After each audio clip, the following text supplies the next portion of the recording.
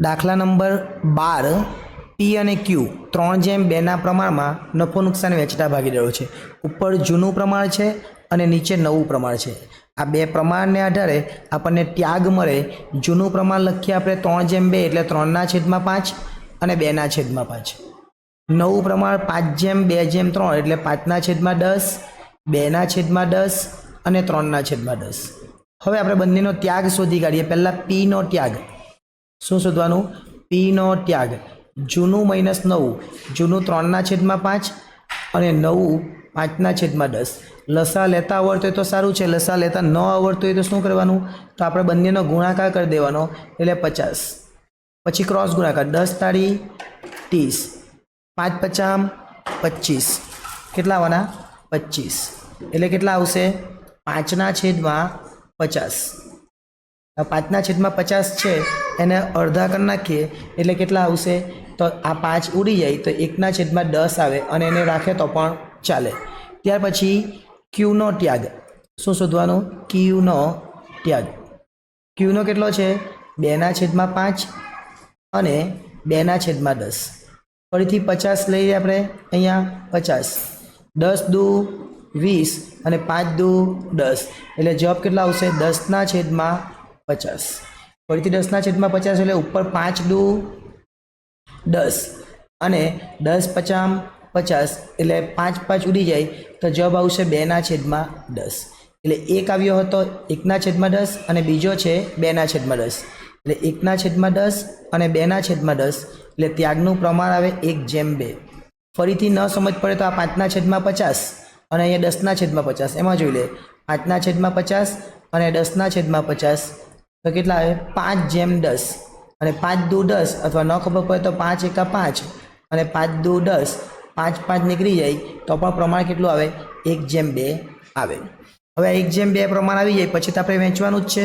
તો પાઘડી પહેલાં જોઈ લે. આરની પાઘડી કેટલી છે? તો આરની પાઘડી 60,000 છે અને આરનો ભાગ છે 3/10. આરની પાઘડી નથી, કુલ પાઘડી 30,000 છે. એટલે લખવાનું પાઘડી કોની? આરની. આરની પાઘડી બરાબર 30,000 તો કુલ છે અને એમાંથી આરનો ભાગ છે 3/10. એટલે આરની પાઘડી કેટલી આવી? 9,000.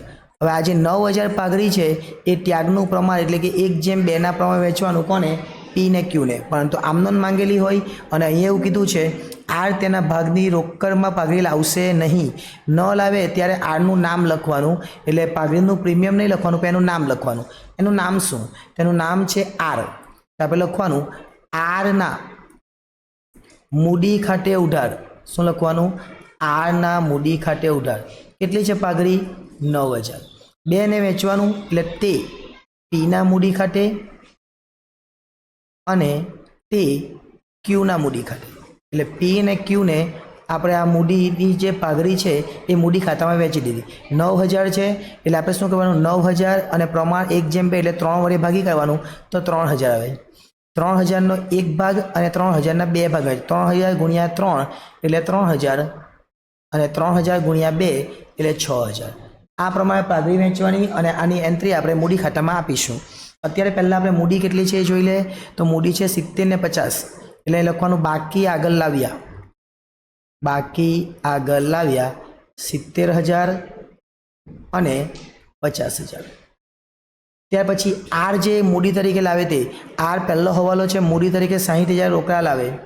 શું લખવાનું? રોકડ ખાતે. અને આરના ખાનામાં શું લખવાનું? 60,000. અહીંયા લખીશું આપણે 60,000. ચલો ત્યાર પછી પાઘડીના પ્રીમિયમ ખાતે પણ પાઘડીનું પ્રીમિયમ નહીં લખવાનું. શું લખવાનું? આર. શું લખવાનું? આર. કેમ કે પહેલાં પ્રીમિયમ લખતા તો હવે લખવું પડે આર. આરના મૂડી ખાતે. આરના મૂડી ખાતે. પાઘડીના પ્રીમિયમની જગ્યાએ આરના મૂડી ખાતે લખ્યું અને રકમ કેટલી લખવાની? 3,000 અને 6,000. 3,000 અને 6,000. અને આ બાજુ પર લખવાનું પીના મૂડી ખાતે. કેમ? આમનો જો તમે જે જમા છે તે ઉધાર એટલે લખવાનું પીના મૂડી ખાતે. એની નીચે લખવાનું ક્યુના મૂડી ખાતે. રકમ લખવાની આરમાં. કેટલી છે? તો 3,000 અને 6,000. જ્યારે પણ ભાગીદાર તેના ભાગની પાઘડી ન લાવે ત્યારે આવી આમ નોંધ આવે. આ લાવે તેમાં પાઘડીનું પ્રીમિયમ લખવાનું, ન લાવે તેમાં નામ લખવાનું અને બંને બાજુ પર અસર આપવાની જ્યારે પણ ન લાવે ત્યારે. એટલે અહીંયા આ પૂરું થાય. ત્યાર પછી આ બધી જે અસર છે એ રોકડ ખાતામાં આપીએ. રોકડ કેટલી છે? 4000. તો 4000 પહેલાં રોકડ બાકી આગળ લાવ્યા લખીએ. બાકી આગળ લાવ્યા કેટલી છે? 4000. ત્યાર પછી મૂડી તરીકે લાવેલા એ મૂડી તરીકે કેટલા લાવેલા પેલા ભાઈ? તો મૂડી તરીકે લાવેલા આરના મૂડી ખાતે એ મૂડી તરીકે લાવેલા હતા કેટલા? તો આપણે જોયા એ પ્રમાણે 60000. અને પાઘડી તરીકે તો લાવ્યા જ નથી તો અહીંયા લખવાનું નહીં. લાવે તો લખવાનું, નહીં લાવે તો લખવાની જરૂર નથી. ચલો ત્યાર પછી આપણે જોઈએ આગળ કેટલા હવાલા થયા આપણા? તો પહેલો હવાલો થઈ ગયો, બીજો થઈ ગયો, ત્રીજો થઈ ગયો, ચોથો. જમીન મકાનની કિંમત 90000. જમીન મકાન છે 80000. 80ના 90 થયા એટલે 10000નો વધારો. શું લખવાનું? જમીન મકાન. આપણે અહીંયા લખીશું જમીન મકાન. જમીન મકાન આપણને ઉપર આપેલું છે 80000 એટલે આપણે લખીએ 80000. અને હવાલામાં કીધું 90000 તો વધારો થયો તો પ્લસ વધારો 10000 જેથી કરીને 12 લખાય 90000. એન્ટ્રી આની આપી જ દેવાની. મેં એવું આગળ પર કીધેલું ને ફરીથી કહું છું, જો પ્લસ થાય તો સીધું ઉપર, એટલે આ પ્લસ થયું સીધું ઉપર એટલે પુનઃ મૂલ્યાંકનની જમા બાજુ પર. પુનઃ મૂલ્યાંકનની જમા બાજુ લખવાનું જમીન મકાન ખાતે. કેટલાનો વધારો થયો? તો 10000નો વધારો થયો. એ લખવાનું 10000. ઓકે, આ કામ પૂરું થઈ ગયું. ચલો ત્યાર પછી આગળ ચાલીએ. હવાલો કયો હોય તો આગળનો હવાલો છે દેવાદાર પર ગાલખાત અનામત 5%. 22000ના દેવાદારો છે એટલે આપણે લખીશું દેવાદારો. દેવાદાર પર ગાલખાત અનામત બી છે તો દેવાદારો પહેલાં લખીએ 22000. અને ગાલખાત અનામત 5% કીધું માઇનસ ગાલખાત અનામત 5%. 22000ના 5% આપણે કરીએ એટલે 1100 થાય. કેટલા થાય? 1100. 22માંથી 1100 બાદ કરીએ એટલે 20900 થાય. હવે આ ગાલખાતવાળો જે પોઈન્ટ છે બહુ અગત્યનો છે. પહેલાં ગાલખાત અનામત કેટલી હતી? ધ્યાન આપજો. પહેલાં હતી અહીંયા 2000 ને હવે છે 1100. મેં એવું કીધેલું વધે તો ઉધાર ને ઘટે તો જમા. અહીંયા 2000ની 1100 થઈ ગઈ. એનો મતલબ કે 900 જે ગાલખાત છે એ ઘટાડો થયો. અને ઘટાડો થયો ક્યાં લખવાનું? જમા બાજુ પર લખવાનું. પુનઃ મૂલ્યાંકન ખાતાની જમા બાજુ પર લખીશું આપણે શું? ગાલખાત અનામત ખાતે. અને ગાલખાત અનામત 900. ગાલખાત અનામત ખાતે કેવી રીતના 900? તો પહેલાં હતી 2000 હવે થઈ ગઈ 1100 એટલે 900નો ઘટાડો થયો એટલે આપણે અહીંયા લખી દઈશું. એટલે આપણું કામ પૂરું થઈ જાય. ઓકે, ચલો આગળ ચાલીએ. કોઈ નવો હવાલો હોય તો એ પણ જોઈ લઈએ. હવાલામાં એવું કીધેલું છે, આપણે વાંચીએ અહીંયા સ્ટોકની કિંમતમાં 400 ઘટાડો કર્યો. સીધું 400નો ઘટાડો જ કરવાનો છે. સ્ટોક કેટલો છે? 36000. તો સીધો ઘટાડો કરી દઈએ આપણે. સ્ટોકમાં ઘટાડો કરી દઈએ. સ્ટોક આપણને આપેલો કેટલો છે? તો સ્ટોક આપણને આપેલો છે 36000. જે આપણે લખી દઈએ સ્ટોક 36000. એમાં 400નો ઘટાડો કરવાનો કીધો છે એટલે 400નો આપણે ઘટાડો કરીએ. માઇનસ ઘટાડો કેટલા? જે કીધા છે એ 400 એટલે 12 લખી દેવાના 35600. મેં એવું કીધેલું પ્લસ થાય તો સીધું ઉપર, આ તો માઇનસ થયું એટલે સીધું ક્રોસ. અને ગાલખાત અનામત માટે અલગ વિચારવાનું. અહીંયા ઘટાડો એટલે સીધું ક્રોસ એટલે ઉધાર. સ્ટોક ખાતે જે આપેલા છે 400 બેઠા લખી દે. હવાલો જોઈએ બીજો એક. લેણદારોને 500 ચૂકવવા નથી. લેણદારો 22000 છે એ લખવાનું લેણદારો કેટલા છે? 22000. તો લખવાનું લેણદારો 22000. 500 નથી ચૂકવવાના એટલે માઇનસ ઘટાડો કેટલાનો થયો? 500નો. એટલે 12 કેટલા આવવાના? 21500. ફરીથી કહું છું, પ્લસ થાય તો સીધું ઉપર, માઇનસ થાય તો ક્રોસ. અહીંયાથી માઇનસ એટલે ક્રોસ એટલે પુનઃ મૂલ્યાંકનની જમા બાજુ પર. પુનઃ મૂલ્યાંકનની જમા બાજુ પર લખવાનું લેણદારો ખાતે. લેણદારો ખાતે કેટલો ઘટાડો થયો? તો 500 રૂપિયા હવે નથી ચૂકવવાના એ. ઓકે, એટલે અહીંયા મને લાગે ત્યાં સુધી હવાલા બધા પૂરા થઈ ગયા. હવે તો નવું પ્રમાણ છે એટલે એ તો આપણું થઈ ગયું. હવે આપણે શું કરવાનું છે? તો હવે ફક્ત એટલી જ વસ્તુ જોવાની શું બાકી છે. મૂડી આવી ગઈ. પ્રોવિડન્ટ ફંડ બાકી છે 18000 લખી દઈએ. ચલો પ્રોવિડન્ટ ફંડ જ્યાં છે ત્યાં જ એટલે અહીંયા લખી દઈએ પ્રોવિડન્ટ ફંડ. પ્રોવિડન્ટ ફંડ જેટલા આપણને આપેલા છે 72 લખી દેવાના એટલે કે 18000 આપણે લખી દઈએ. એક બાજુ ક્લિયર થઈ ગઈ, બીજી બાજુ પર જઈએ।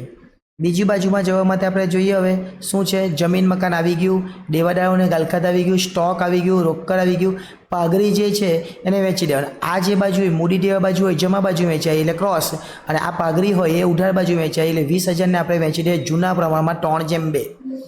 20,000ને આપણે 3:2ના પ્રમાણે વેચી દઈએ। અહીંયા વેચવાની છે પાઘડી।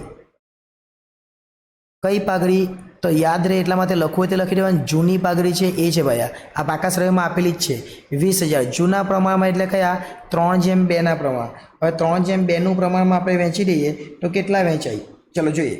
જે પાઘડી છે એ છે કેટલી, તો પાઘડી આપણને આપેલી છે અહીંયા 20,000। 20,000ને વેચીએ, 20,000 અને 3:2 એટલે ભાગ્યા 5 કરીએ તો કેટલા આવે 4,000। ઓકે, હવે આ 4,000નો ત્રીજો ભાગ અને 4,000નો બીજો ભાગ એટલે 4,000 ગુણ્યા 3 12,000 અને 4,000 ગુણ્યા 2 8,000 અને 12 ને 8 20 થઈ ગયા એટલે 12 ને 8 આવશે, અહીંયા 12,000 આવશે ને અહીંયા 8,000 આવશે। અહીંયા ઓલમોસ્ટ બધું જ પૂરું થઈ ગયું એટલે આપણે પહેલાં પુનઃ મૂલ્યાંકન ખાતું બંધ કરવાનું, જેથી કરીને આપણો જવાબ આવી જાય, આપણો નફો કે નુકસાન જે આવવાનું એ આપણને ખબર પડી જાય। ચલો પહેલાં બંને બાજુનો સરવાળો કરવા માટે બંને બાજુ ઉપર એક લાઈન અને નીચે 2 લાઈન કરવાની। અહીંયા 10 900 ને 500, 10,000 900 ને 500 એટલે 11,400 આવે। એ જ 11,400 ઉધાર બાજુ પર મૂકી દેવાના। 11,400માંથી 400 જાય તો કેટલા આવે, તો 11,000 આવે। હવે આ 11,000 છે જૂનું પ્રમાણ કહેવાય એટલે લખવાનું નફો મૂડી ખાતે, આવું લખવાનું મૂડી ખાતે, અને પ્રમાણ જૂનું છે કયું 3:2। બે વ્યક્તિ છે પી અને ક્યુ, આ બંનેને વેચી દેવાના। 11,000 જે છે એ 11,000 ગુણ્યા 3/5 અને 11,000 ગુણ્યા 2/5, જે રકમ આવી ડાયરેક્ટ અહીંયા જ લખી દઈએ આપણે, કેટલા આવશે તો આવશે 6,600 અને 4,400 આવી ગયા। આ ઉધાર છે એટલે જમા બાજુ પર લઈ જવાનું, જમા બાજુ પર લખવાનું પુનઃ મૂલ્યાંકન ખાતે, પુનઃ મૂલ્યાંકન ખાતે, અને કાઉન્સમાં લખવાનું નફો, કેટલા લખવાના તો 6,600 અને 4,400।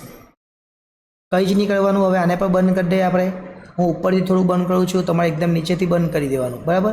આ ઉપરથી તમને દેખાય વ્યવસ્થિત એટલે, બાકી તો એકદમ નીચે બંધ કરતો પણ વાંધો નહીં, જગ્યા વધારે છે એટલે મેં ઉપરથી બંધ કરી દઉં છું। ચલો 70 ને 3 73, 73 ને 6 કેટલા થાય 79,600।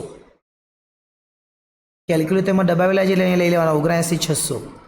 79,600માંથી 12,000 બાદ કરી દેવાના, એને કહેવાય બાકી આગળ લઈ ગયા, જે મૂડી પાકા શ્રેણીમાં બતાવવાના એ। 79,600માંથી 12,000 બાદ કરવાના એટલે આવે 67,600। એક કામ પૂરું। બીજું 50 ને 56, 56 ને 60 400 એટલે લખીશું 60,400। અહીંયા લખીશું 60,400। 60માંથી 8 બાદ કરવાના એટલે આવશે 52,400। આ 8 બાદ કરી દેવાના, અહીંયા 60,000 લખીશું, એ 60 ઉધાર લખીશું। હવે એકચ્યુઅલી એની મૂડી કેટલી આવે 60, પણ એ નથી લાવેલો એટલા 9,000 એનામાંથી કાપી કરવાના એટલે કેટલા આવે 51,000, કેમ કે પાઘડી તરીકે લાવવાના હતા એટલા પૈસા કાપી લીધા આ જે બે છે। ઓકે, હવે આ જે મૂડી છે આપણે ક્યાં લખવાની, નવા પાકા સરવૈયામાં લખવાની। નવા પાકા સરવૈયામાં લખવાનું મૂડી, અને ત્રણ વ્યક્તિના નામ એટલે કે પી ક્યુ અને આ ત્રણ ભાગીદારના નામ લખવાના। પહેલામાં આપણે કેટલા આવેલા 67,600, બીજામાં કેટલા આવેલા તો 52,451, બીજામાં 52,400 અને લાસ્ટ જે છે એમાં 51,000। આ ત્રણનો સરવાળો કરીને બહાર મૂડી તરીકે લખી દેવાના 1,71,000। હજુ પણ જવાબ નથી આવ્યો કારણ કે એક ખાતું બંધ કરવાનું બાકી, અને એ ખાતું એટલે રોકડ ખાતું આ રીતે બંધ કરીશું। એકદમ નીચેથી બંધ કરું છું, જરૂર નથી કે નીચેથી જ કરવાનું, ખાતું તમારે થોડું નાનું બનાવવાનું એટલે વાંધો આવે નહીં, 5 લીટીનું બનાવવાનું, બીજું કંઈ આમાં આવે નહીં। કેટલા આવે 60 ને 4 64,000 થાય, એ 64 અહીંયા લખવાના, એ 64 અહીંયા પર લખવાના, અને આ જે 64 છે એ શું કહેવાય, એની બાકી આગળ લઈ ગયા કહેવાય, એટલે રોકડ તરીકે લખવાનું। અહીંયા રોકડ શિલ્લક અથવા રોકડ કેટલી છે 64,000, અને બંને બાજુનો જે ટોટલ છે એ સરખું આવે એવા પ્રયત્નો કરવાના જેથી કરીને 8માંથી 8 માર્ક્સ મળી જાય। સરવાળો કરવાનો આપણે 1 71 21 500 અને 18 એટલે આવે 2,10,500। આ જવાબ આવે એટલે 8 માર્ક્સ પૂરા। બીજી બાજુ 90, 20, 900, 35, 600 અને 64,000 એટલે 2,10,500 આટલું કરીશું એટલે આપણને કેટલા માર્ક્સ મળશે તો 8 માર્ક્સ મળશે અને 8 માર્ક્સ મેળવવા માટે આપણે હવાલા અને ત્યાર પછીના જે મુદ્દાઓ છે ધ્યાનમાં લેવા પડશે. જો 8 માર્ક્સ નહીં આવે તો એક પાઘડીના પ્રીમિયમ જો દાખલોના પોઈન્ટ નહીં આવે તો પણ આપણે 6 માર્ક્સ તો મેળવી શકીએ. આવા કેટલા દાખલા પૂછાવાના? 3 દાખલા પૂછાવાના, 2 પ્રવેશના, 1 નિવૃત્તિના, એટલે ઓછામાં ઓછા 18 માર્ક્સ તો આપણે બોર્ડની પરીક્ષામાં પણ મેળવી શકીએ. એટલે વિડીયો ગમ્યો હોય તો લાઈક કરી દેજો, ચેનલને સબસ્ક્રાઈબ કરી લેજો અને એક નવું ફીચર છે હાઈપ, એ હાઈપ કરવાનું હોય તો એ પણ કરી લેજો, જેથી કરીને બીજા વિદ્યાર્થીઓ સુધી પણ આ વિડીયો સરળતાથી પહોંચી શકે અને તમે એને શેર પણ કરજો. આભાર.